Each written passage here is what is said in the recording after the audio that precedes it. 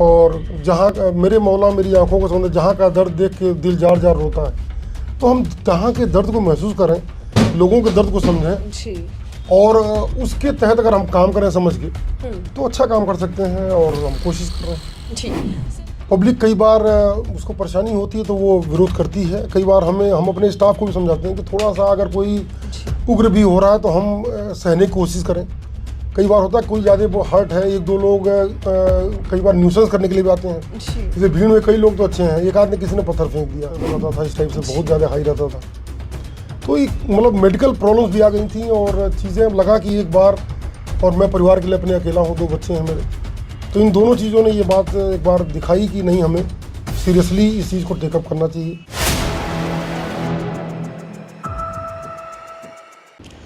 नमस्कार, आप देख रहे हैं 4 PM, मैं आपके साथ नफीसा खान। माना यह जाता है कि जब आपके इरादे मजबूत हों तो हर जंग को लड़ा जा सकता है और उसमें सफलता भी हासिल की जा सकती है। आज मैं बात कर रही हूँ एक ऐसे पुलिस ऑफिसर की जिन्होंने हर चुनौतियों को, अपने जीवन की हर चुनौतियों को जिंदा दिली से सामना भी किया और उन चुनौतियों से लड़कर एक नया मुकाम भी पाया है, जो हमेशा ज़रूरतमंदों के लिए अपने हाथ को खुला रखते हैं, बढ़ाए रखते हैं, यानी कि मदद करते रहते हैं। मेरे साथ जितेंद्र मानी जी हैं, जो कि डीसीपी हैं दिल्ली मेट्रो के अंदर, इसी के साथ साथ आईपीएस भी हैं। बातचीत करते हैं। अगर आप जितना भी रिसर्च करेंगे जितेंद्र मानी जी के बारे में तो एक बड़ी खूबी या फिर एक बड़ी अनोखी बात उनके बारे में पता चलेगी। जितेंद्र मानी जी वो शख्स हैं, वो व्यक्ति हैं जिन्होंने अपने जीवन में एक अनूठी मिसाल कायम की। पुलिस वालों के लिए एक बड़ा, कह सकते हैं कि प्रेरणा के दायक बन गए।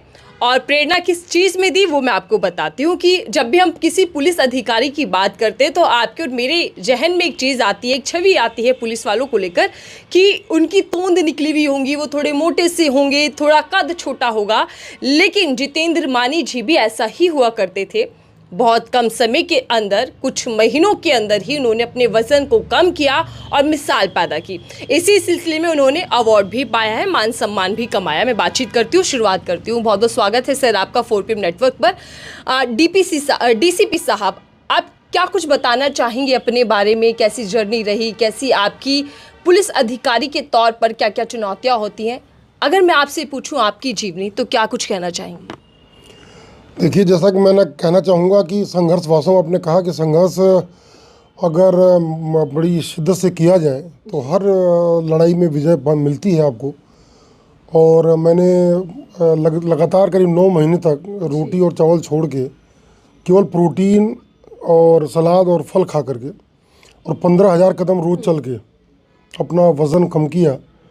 और कम ही नहीं किया, तब से करीब 2-2.5 साल बीत चुके हैं। अक्टूबर 22 में मेरा वज़न 85 kg था जी।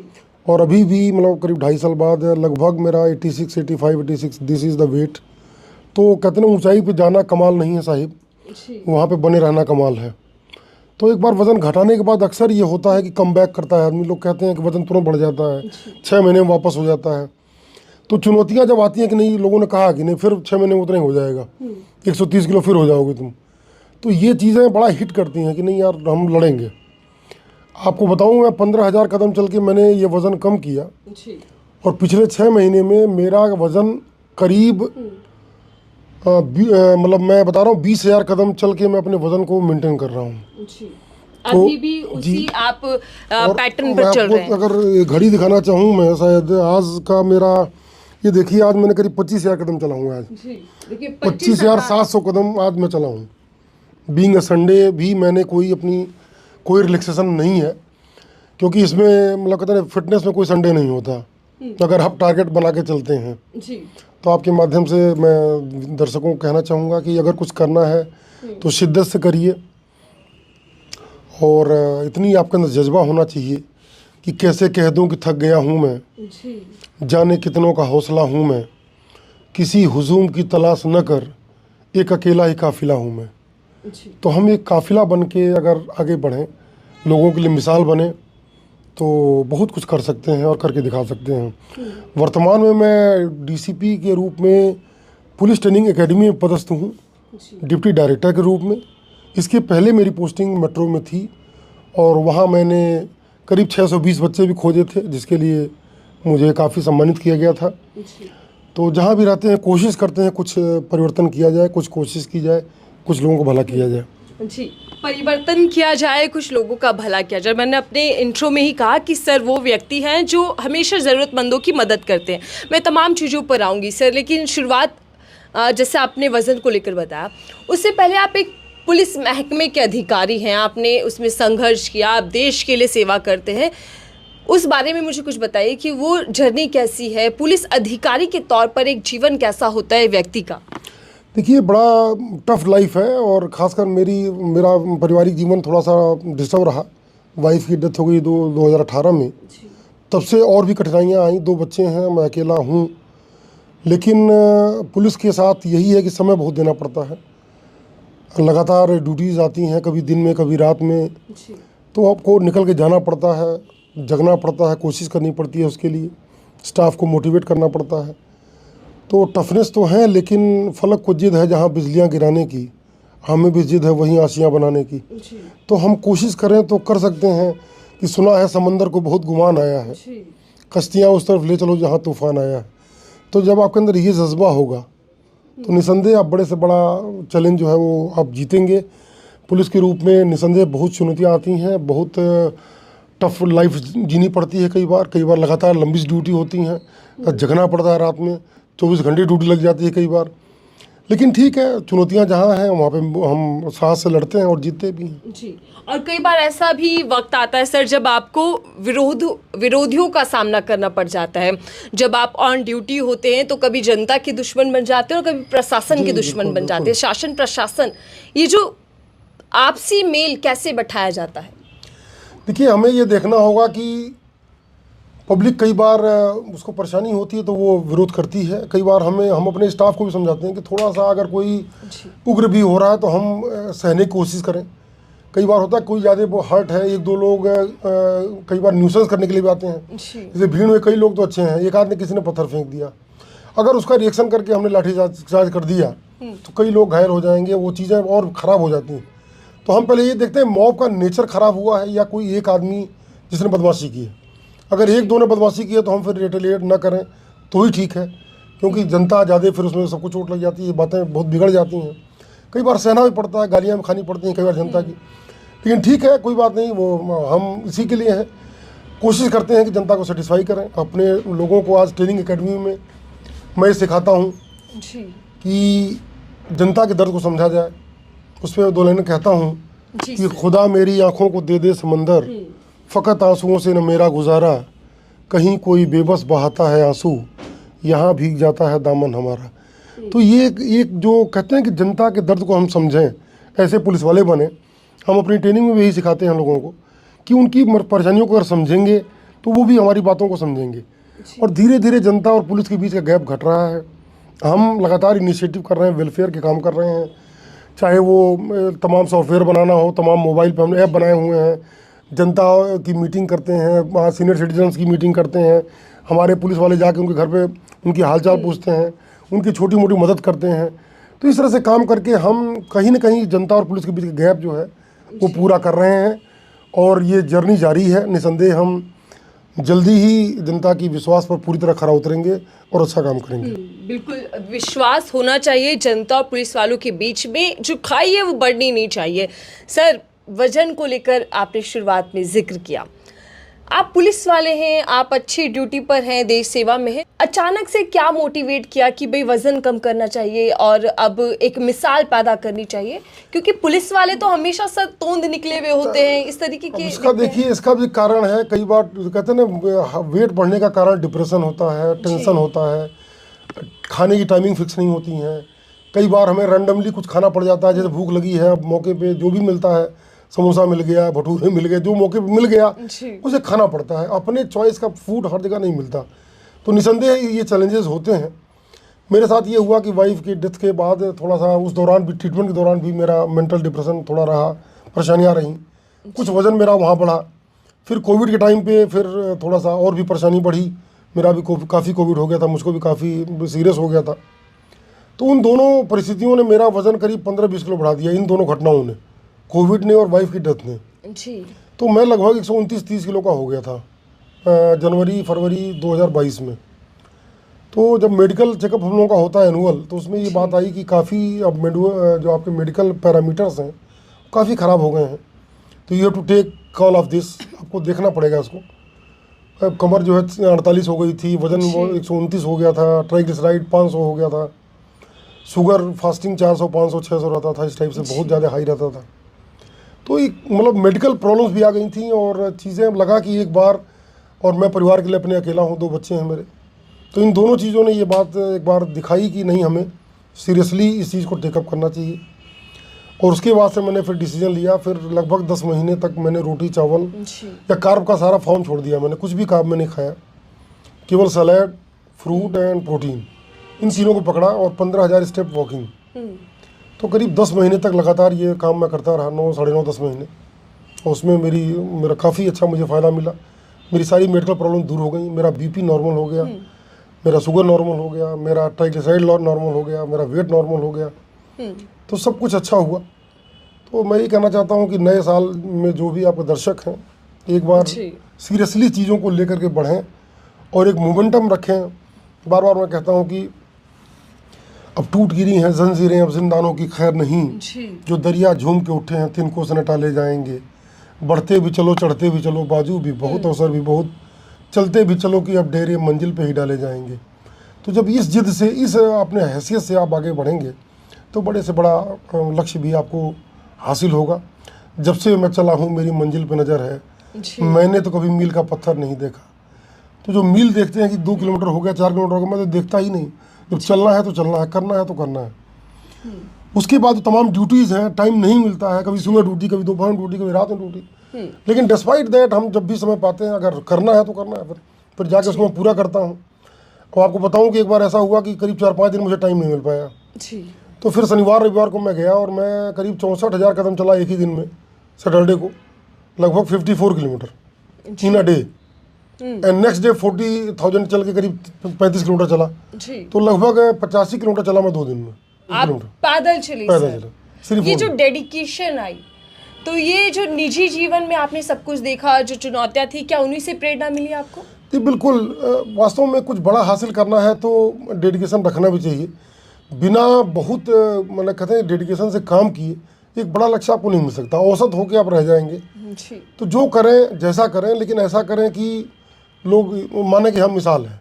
बिल्कुल। देखिए, पुलिस ऑफिसर हैं और लेकिन उन्होंने सीरियस लिया, जो मेडिकल इश्यूज हो रहे थे उनको भी मात दी। इसी के साथ साथ वो जो भी बीमारियां थी उन सब को पीछे छोड़ते हुए फिटनेस के साथ बेहतर लाइफ जी रहे हैं।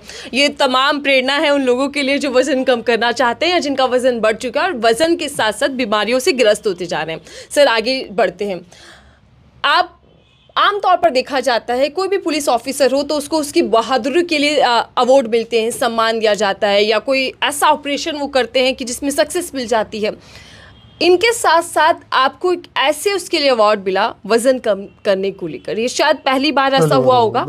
और कैसा महसूस हुआ उस वक्त? बहुत अच्छा लगा। एक गस्टेड अफसर के रूप में, मतलब वास्तव में शायद दिल्ली पुलिस में अभी तक किसी ने ये सर्टिफिकेट इस तरह का पाया हो, लेकिन ये कमिश्नर साहब ने इस बात को अप्रिशिएट किया, मेरी इस मेहनत को। और मैं लगातार तब से लोगों को मोटिवेट भी कर रहा हूँ। मैंने सैकड़ों लोगों का वज़न भी कम कराया उसके बाद से। कई IPS ऑफिसर हैं, कई और IAS ऑफिसर्स हैं और तमाम लोग हैं जो मुझसे जुड़े हुए हैं।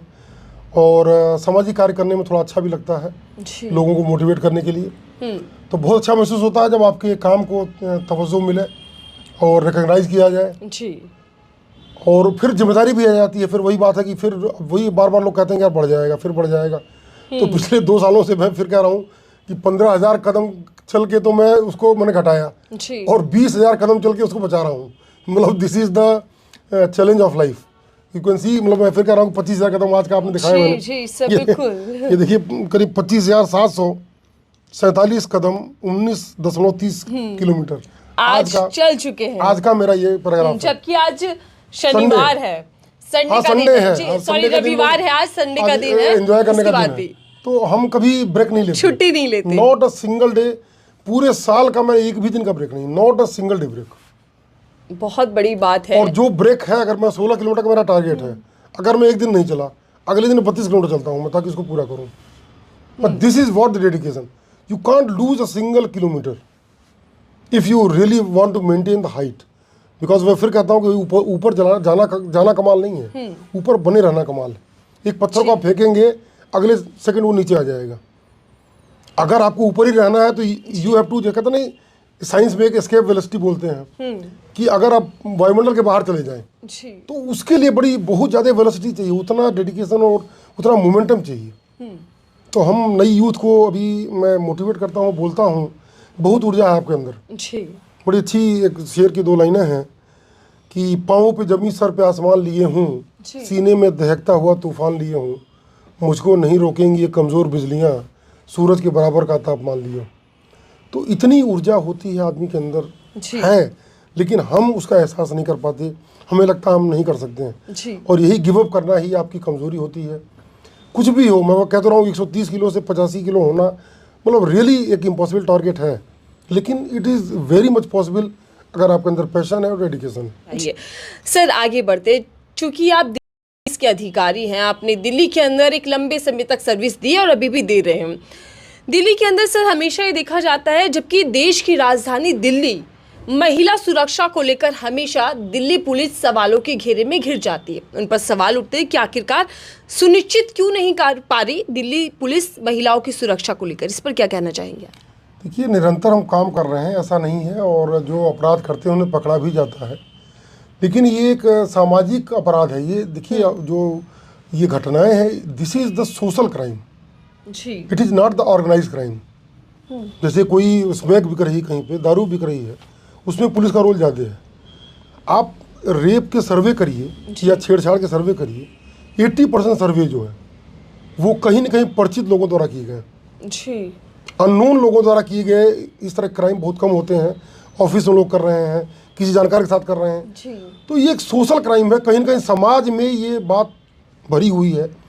मैं आपके माध्यम से कहना चाहूँगा कि समाज भी सुधरे। हम लड़कियों को सुधारते हैं कि तुम बेटा रात में मत जाना, हम लड़कों से नहीं कहते बेटा तुम रात में मत जाना।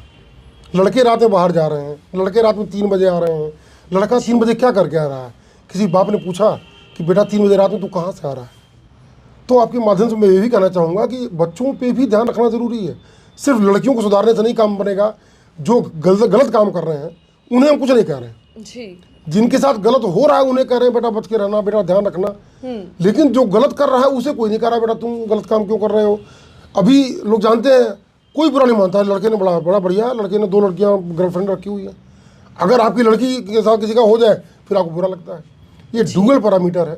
आपके माध्यम से कहना चाहूँगा कि हमें लड़कों को सुधारने की जरूरत है। लड़कों को टोका जाए कि लड़का 9 बजे का नहीं आ रहा, बाप पूछे बेटा तू कहाँ है, क्या कर रहा है, क्योंकि रात में 3 बजे कोई भजन करके नहीं आएगा। रात में 3 बजे अगर आ रहा है, वो दारू पी के आ रहा है, वो नशा लेके आ रहा है, तो हमें उनको भी कंट्रोल करना होगा। पुलिस अपना काम कर रही है। जितने अपराध होते हैं, मैं बड़े जो भी सीरियस अपराध हैं सबको हम वर्कआउट करते हैं और कोशिश कर रहे हैं। तमाम तरह के इनिशिएटिव लिए जा रहे हैं, तमाम ऐप्स बनाए गए हैं जिनके माध्यम से लेडीज़ की सुरक्षा को सिक्योर किया जाए।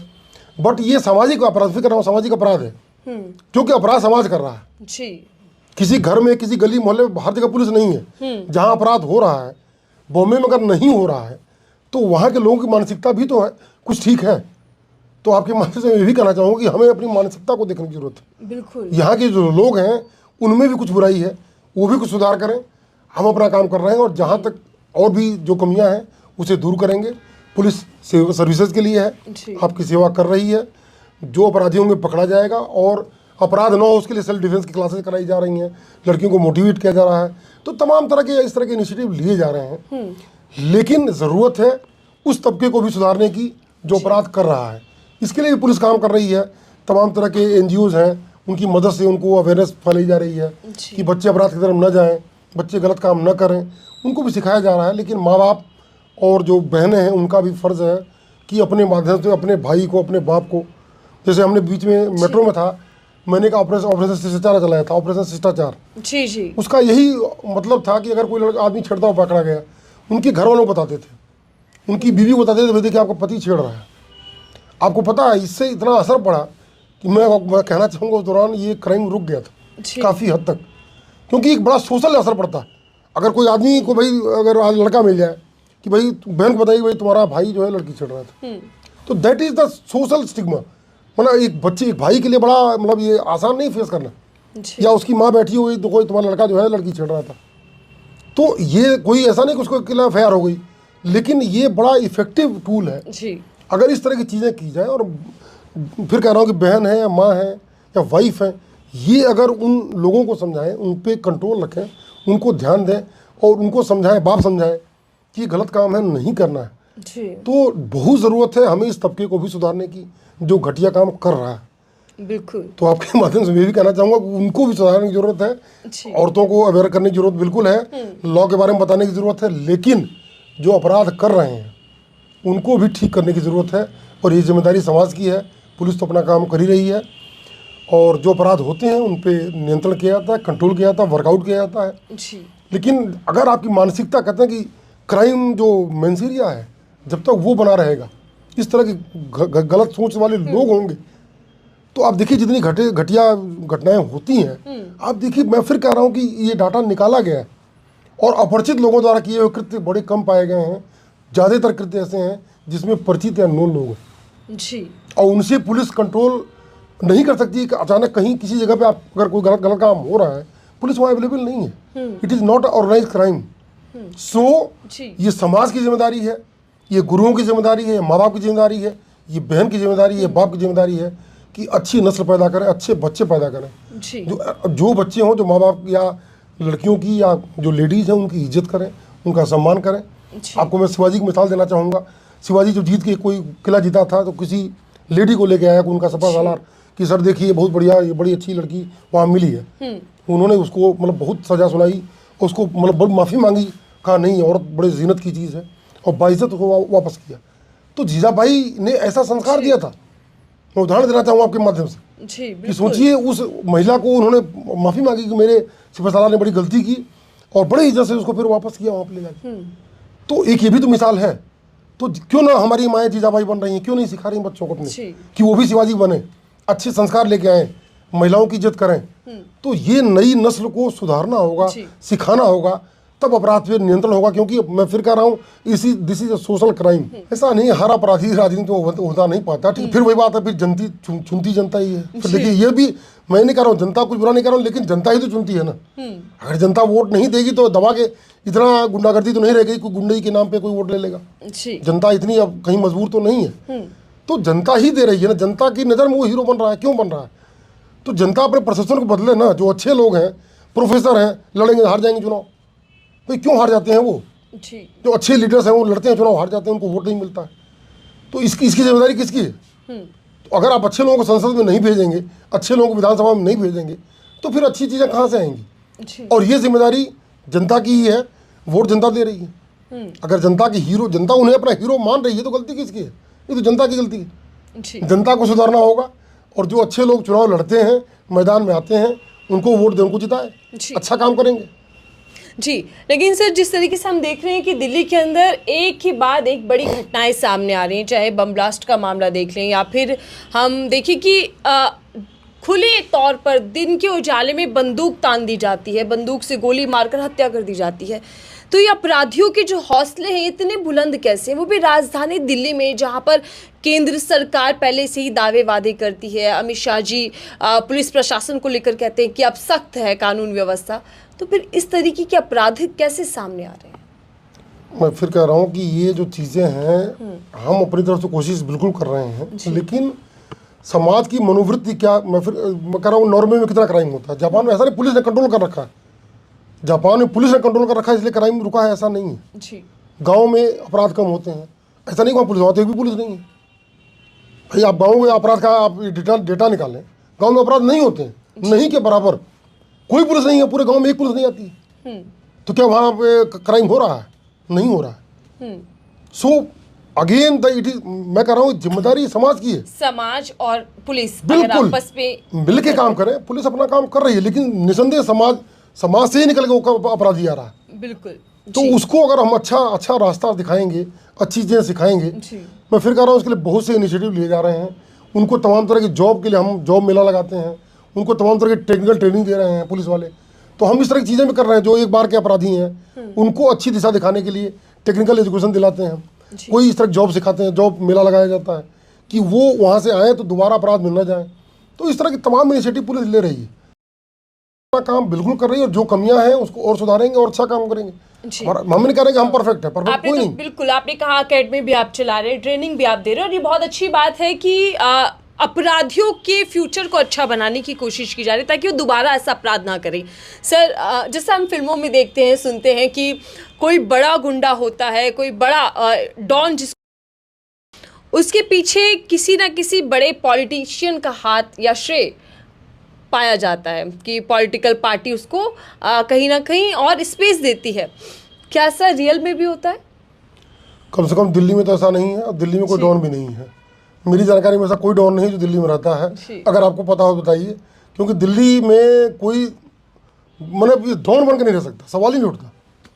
मतलब पॉसिबल ही नहीं है कि कोई डॉन बन के यहाँ रहे। जी, पुलिस अपना काम बहुत अच्छे से कर रही है। बिल्कुल। जो फिल्मों में दिखाया जाता है वो तो खैर बहुत अतिरंजित है। मैं दिल्ली नहीं, ऑल ओवर ही बात कर रही हूँ। क्या ऐसा वो होता है? इतना अतिरंजित तो चीज़ें नहीं होती हैं। कुछ जगहों पे कुछ चीज़ें हो सकती हैं, कहीं किसी का प्रश्रय हो सकता है। भाई गठजोड़ की बातें तमाम जगह आई, अपराधी और राजनीति की। कुछ जगहों पे ऐसा हो सकता है, मैं नहीं कह सकता कि हर जगह नहीं है, लेकिन दिल्ली में ऐसा लेकिन दिल्ली में संभव नहीं। लगभग ऐसा संभव नहीं है। और हम केंद्र के नियंत्रण में काम करते हैं। जी, निसंदेह हम ज़्यादा हमें अधिकार दिए गए हैं। हम बड़े मतलब स्पीडी चीज़ों पे एक्शन लेते हैं। जी, और इस तरह से कोई मतलब गुंडा बन करके और इतना बड़ा वो जो बताते हैं फिल्मों में, ऐसा बिल्कुल पॉसिबल नहीं है। कम से कम दिल्ली के लिए पॉसिबल नहीं। जी। सर, आप दिल्ली मेट्रो में सर्विस देते हैं। मैं एक आपके बारे में पढ़ रही थी कि किसी का टिफ़िन खो गया था और उस टिफ़िन के अंदर उनकी माँ के हाथ का बनाया हुआ खाना था, सत्तू की रोटी शायद, कुछ ऐसी ही था। तो ये जो आपने उसको खोज दिया, वापस उसको ला कर दिया जिनका टिफ़िन खोया था, ये इस तरीके के इंसिडेंट के बारे में अगर आप बताना चाहें। संवेदनशीलता घट गई है। लोग कहते हैं भाई FIR लिखाई, कोई सुनता ही नहीं है। जी, तो ये चीज़ें मतलब एक मेरी कोशिश है, एक दिल्ली पुलिस के आम सिपाही के रूप में मैं भी एक कोशिश है कि दिल्ली पुलिस की जो इमेज है या जो पुलिस के प्रति जनता की इमेज है कहीं से ठीक हो। मेरे माध्यम से कम मैं एक कोशिश करूँ। हर आदमी अगर एक छोटी छोटी कोशिश करे, हमारे 90,000 जवान हैं तो हम 90,000 अच्छा काम करके दिखाएंगे और पुलिस का नाम बहुत अच्छा होगा, और हम कर भी रहे हैं। उसी तहत एक आदमी ने कॉल किया व्हाट्सएप पे मैसेज कहीं से किया कि सर मेरा बैग छूट गया है। तो मैंने कंट्रोल रूम से बोला कि पता करो, उससे नंबर था कि भाई पता करो क्या है बैग में है क्या। ही इज मतलब वेरी वरीड। तो कह रहा है सर कि वो तो कह रहा है कि वो सत्तू की बनी रोटी है माँ के हाथ की, मतलब कुछ ऐसे कह रहा है और कुछ नहीं है। तो उसके मुंह से निकल गया और कुछ नहीं। तो मैंने कहा नहीं यार, माँ के हाथ की रोटी तो बड़ी कीमती होती है, और खासकर मैं खुद भी, चूँकि मदर की डेथ मेरे 2002 में हो गई थी, तो मैंने कहा भाई मैं तो बहुत महरूम हूँ इस रोटी से, तो कोशिश की जाए, अगर मिल जाए तो अच्छी बात है। जी। तो वो चला था इधर कौशाम्बी से कहीं बैठा था वो, और उसकी रोटी खोजते खोजते फिर हम लोग जो झोला बैग उसका जनकपुरी सेंटर पे जाके मिला। हमने तमाम SHOs को वार्न कर दिया कि थोड़ा देखो, इस तरह का बैग मिले तो बताओ। तो जनकपुरी से फिर मैसेज आया लास्ट में कि सर ये बैग यहाँ मिल गया है। हमने उसको हैंड ओवर किया, बड़ा खुश हुआ वो। ही वाज क्राइंग कि मतलब कोरोना में कहीं बाहर से आया था 6 महीने बाद, तो माँ के हाथ से बनवा के ले जा रहा था, तो ही वेरी सन्टी कि यार मेरी रोटी गायब हो गई। तो छोटी घटना है, साइकिल गायब हो जाए, वो लगता है कि भाई यार साइकिल की FIR कौन करेगा, कौन पूछेगा इसके बारे में। तो ये एक इनिशिएटिव है कि हम आपके दर्द को समझते हैं, छोटी सी बात भी हो, भावनाओं का ख्याल भी पुलिस रख रही है। कोशिश कर सकते हैं, एक कोशिश करने की बात है। मिल गई, हौसला नहीं मिलता, लेकिन इसको बड़े तवज्जो दिया गया। दैनिक जागरण ने बहुत ऑल इंडिया में इसको प्रिंट किया था। ये वही है कि मतलब कहते ना कि मेरे मौला मेरी आंखों को समंदर दे दे जी, और जहाँ मेरे मौला मेरी आंखों को समंदर, जहाँ का दर्द देख के दिल जार जार रोता है। तो हम जहाँ के दर्द को महसूस करें, लोगों के दर्द को समझें जी, और उसके तहत अगर हम काम करें समझ के, तो अच्छा काम कर सकते हैं, और हम कोशिश कर रहे हैं। जी। सर, मैं भी मेट्रो से ट्रैवल बहुत करती हूँ। मैं आपसे ये जानने के लिए बेहद मतलब उत्साहित हूँ कि दिल्ली के अंदर मेट्रो को लेकर, मतलब मेट्रो क्राइम को लेकर किस तरीके के केसेस ज़्यादातर सामने आते हैं और उनको कैसे सॉल्व किया जाता है। केसेस में मोबाइल चोरी के केसेस होते हैं ज़्यादा, पिक पॉकेटिंग के केसेस होते हैं, कुछ केबल थेफ्ट के, केबल जो होती है मेट्रो केबल, कुछ चोर उसको काटते हैं, कुछ ग्रिल वगैरह का मतलब ये है। बट 80% क्राइम मोबाइल चोरी और पिक पॉकेटिंग का होता है।